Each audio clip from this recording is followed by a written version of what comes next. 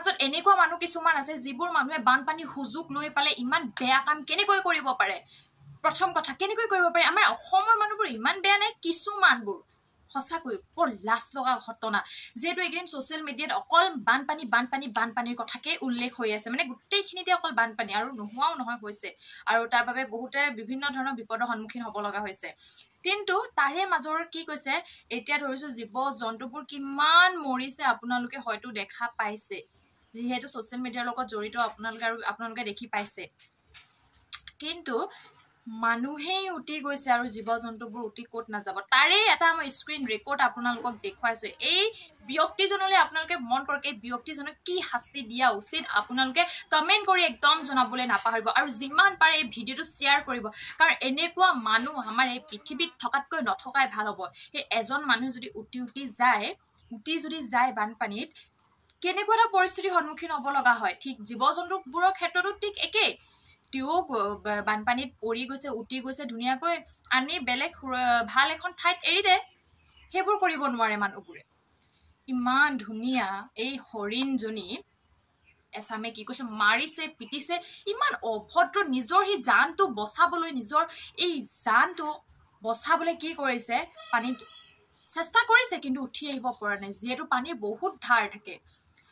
তাৰ মাজৰে কি কৈছে এখিনি মান উঠি আহিছে একদম হৰিণাটোক মাৰিবলে কি কাৰণত মাৰিব মৰাৰ এটাই উদ্দেশ্য হেতু হৈছে তেও হৰিণৰ মাংস খাব ইহতি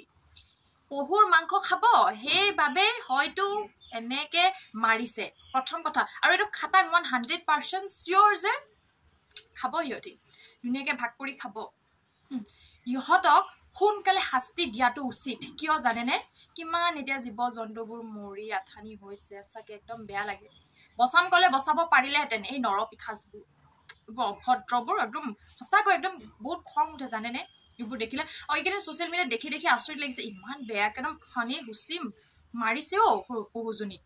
পহুটো মতা নে মাইকীটো গম নাপাওঁ পহুজনী বুলিয়ে কৈ দিছো তাৰে আকৌ কিছুমানে আকৌ বেয়া কমেন্ট কৰিব কিন্তু আপোনালোকে এটা কাম কৰক যিমান পাৰে ভিডিঅটো শ্বেয়াৰ কৰক এনেকুৱা মানুহ আপোনালোকে শাস্তি পাব লাগে নে নালাগে জীৱ জন্তুৰ লগত মানে এইবোৰ কি খেল খেলে এইলোকে